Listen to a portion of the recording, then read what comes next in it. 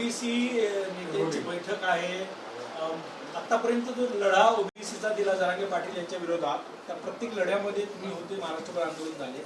आजच्या बैठकीत तुम्ही नाही, याच्याकडे ओबीसी समाज कसा बघेल? आजच्या बैठकीतून तुम्हाला काय आशा आहे? नाही, हे बघा की मागील 4 वर्षापासून या महाराष्ट्रामध्ये मराठा समाज त्यांच्या मागण्यासाठी संघर्ष करतो आहे आणि आम्ही ओबीसीच्या संविधानिक आरक्षणाचं रक्षण करण्याकरता संघर्ष करत आहोत. मागच्या वेळेससुद्धा 1 महिना आम्ही नागपूरला साखळी उपोषण, चंद्रपूरला आमरण उपोषण, इतर जिल्ह्यामध्ये उपोषण मोर्चे करून शेवटी सरकारने आम्हाला लिहून दिलं होतं, जी आमची प्रमुख मागणी होती की कुठल्याही परिस्थितीत ओबीसीच्या आरक्षणाला धक्का लागणार नाही आणि आम्ही सरसकट कुणबी प्रमाणपत्र देणार नाही. त्या आश्वासनावर सरकार आतापर्यंत ठाम राहिलेलं आहे आणि त्याचवेळी जे आम्ही इतर मागण्या सरकारकडे मागणी केली होती, त्या संपूर्ण मागण्या सरकारने पूर्ण केल्या. त्याचे शासन निर्णय निघाले आणि त्याची अंमलबजावणीसुद्धा सुरू झालेली आहे.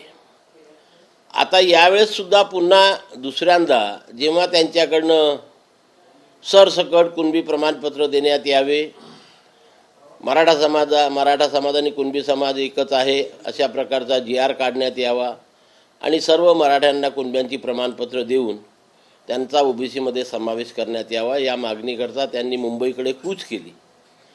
आणि ज्यावेळेस त्यांनी मुंबईकडे कूच केली त्याच क्षणी आम्हीसुद्धा नागपूरला साखळी उपोषणाची सुरुवात करून त्यांच्या या मागणीला विरोध केला आणि आम्ही सांगितलं की कुठल्याही परिस्थितीत सरसकट कुणबी जातीची प्रमाणपत्र देता कामा नये, सर्वांना ओबीसीमध्ये समावेश करण्यात येऊ नये आणि ओबीसीच्या आरक्षणाला कुठलाही धक्का लागता कामा नये.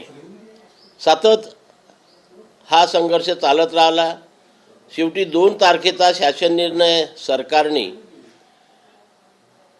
जरांगे पाटील साहेबांच्या हातामध्ये मुंबईला दिला. त्या GRच्या माध्यमातून त्यांचं समाधान झालं. त्यांनी आपलं उपोषण मागे घेतलं आणि त्यानंतर आम्हाची अशी चर्चा करण्याकरता नागपूरला सरकारने माननीय नामदार अतुलजी सावे, डॉक्टर परिणयजी फुके यांचं शिष्टमंडळ आमच्या भेटीला पाठवलं. आमच्यासोबत आमच्या ज्या या मागणीसोबत 14 मागण्या होत्या, त्या सर्व मागण्यांवरती सविस्तर चर्चा केली आणि यातील 12 मागण्या आम्ही पूर्ण करतो आणि 2 मागण्यांचा धोरणात्मक निर्णय घेऊन त्यासुद्धा लवकरात लवकर पूर्ण करू अशा प्रकारचं आश्वासन आम्हाला दिल्यानंतर आणि जेव्हा 2 तारखेच्या शासन निर्णयाचा आम्ही सखोल अभ्यास केला आणि त्या अभ्यासाअंती आम्ही या निष्कर्षावरती आलो की या GRमध्ये जे काय दिलेलं आहे ते जात प्रमाणपत्र निर्गमित करणे आणि त्याची पडताळणी करणे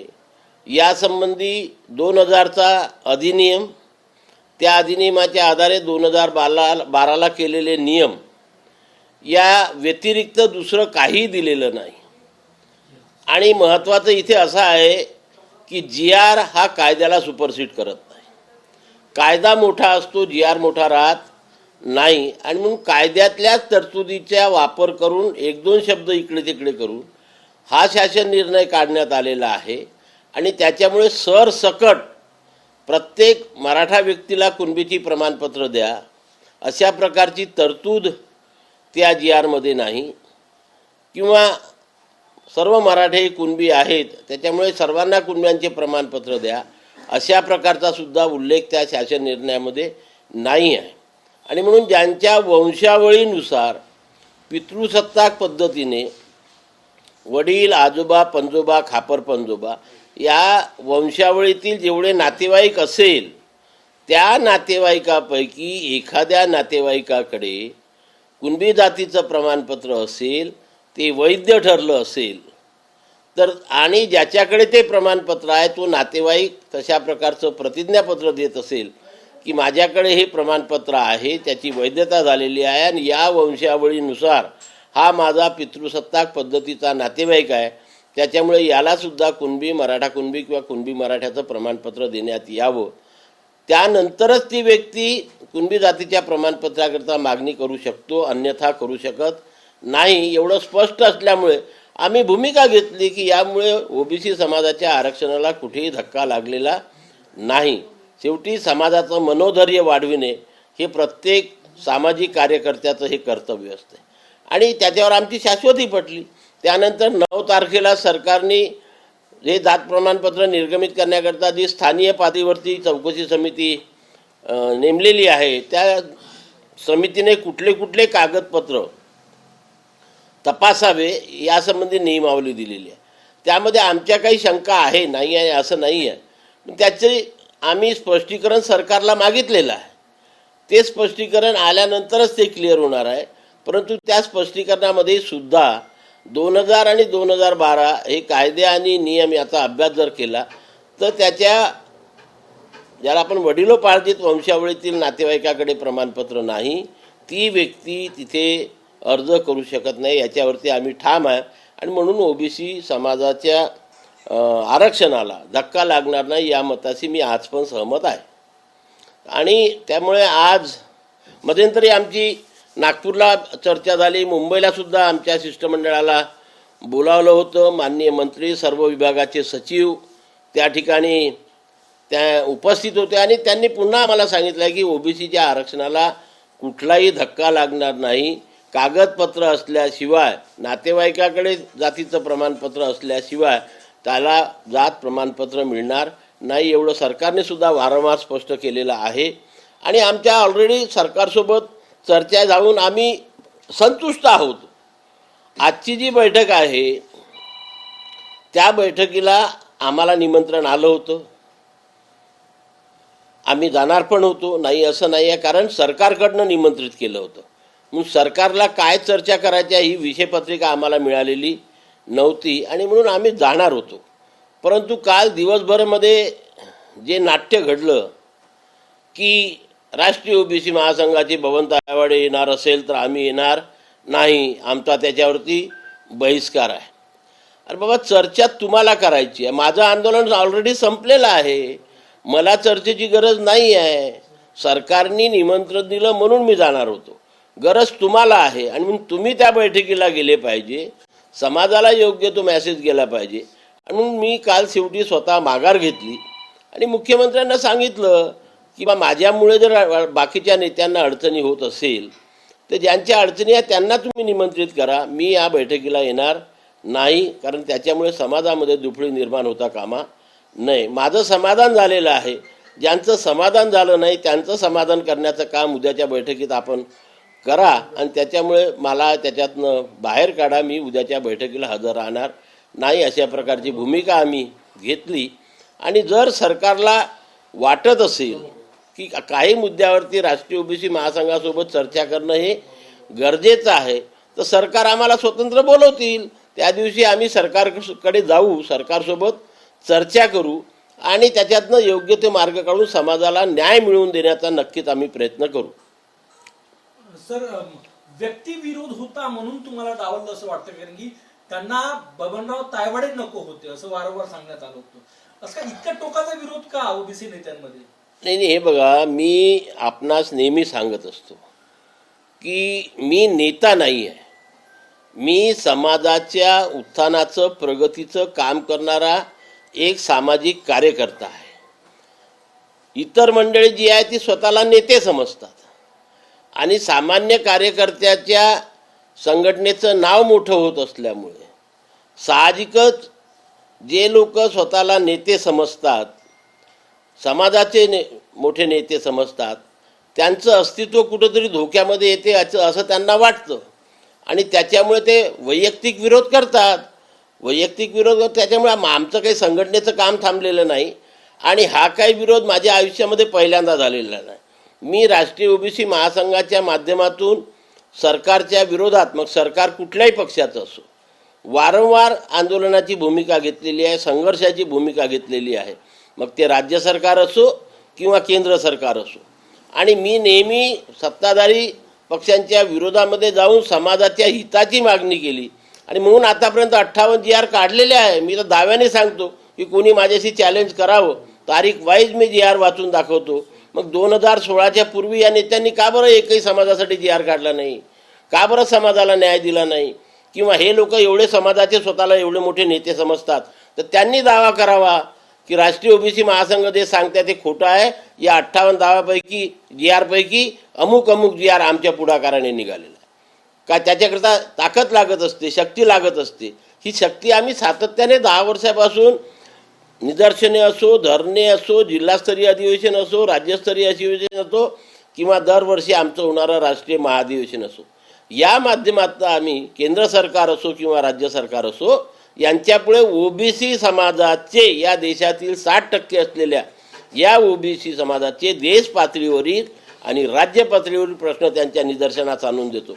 आणि मी आधीपासून सांगितलेलं आहे की राष्ट्रीय ओबीसी महासंघ कुठल्याही राजकीय पक्षाच्या खुट्याला बांधलेला नाही आहे. सर्व राजकीय पक्षाचे लोक आमच्या या राष्ट्रीय ओबीसी महासंघामध्ये आहे. ज्यांना असं वाटतं की ओबीसी समाजाला संविधानाप्रमाणे न्याय मिळाला पाहिजे, सोयी मिळाल्या पाहिजे, सवलती मिळाल्या पाहिजे, त्या सोयी आणि सवलती घेऊन आम्ही हा संघर्ष सातत्याने करत असतो. आणि त्याच्यामुळेच केंद्र सरकार असो किंवा राज्य सरकार असो यांना आमच्या मागण्यांची दखल घ्यावी लागते आणि त्या मागण्या पूर्ण कराव्या लागतात.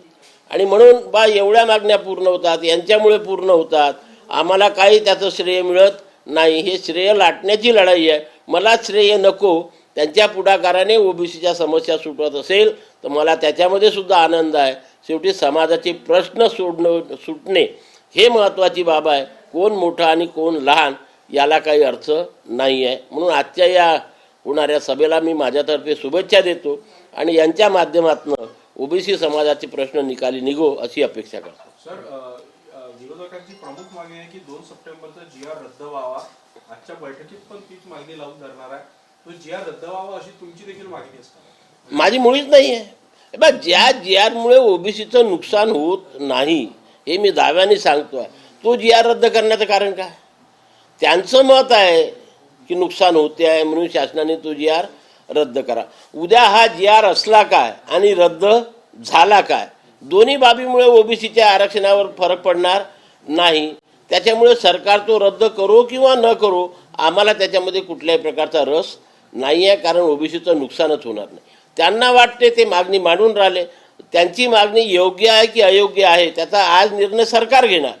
तो सरकारचा प्रश्न आहे, तो माझा प्रश्न नाही आहे. आणि म्हणून मी त्याच्यावरती जास्त वक्तव्य करणार नाही.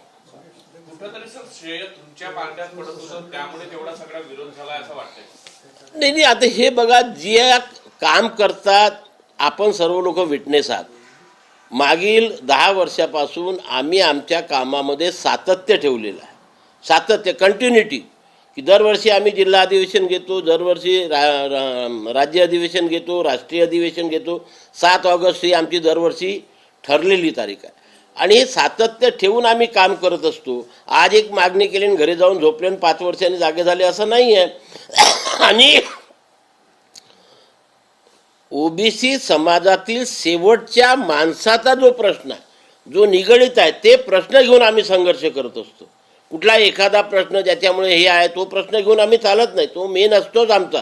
पण त्यासोबत संविधानानुसार ओबीसी समाजातल्या विद्यार्थी असो, युवक असो, सामान्य नागरिक असो, यांना ज्या सोयी सवलती मिळायला पाहिजे त्याचा शोध घेऊन त्याची मागणी सरकारकडे करून तो या सोडविण्याचा आम्ही प्रयत्न करत असतो. आणि त्याच्यामुळे आम्हाला श्रेय मिळत असते, कारण आमच्या माध्यमातून ते शासन निर्णय निघतात, आमच्या माध्यमातून त्या सोयी आणि सवलती ओबीसी समाजाला मिळतात.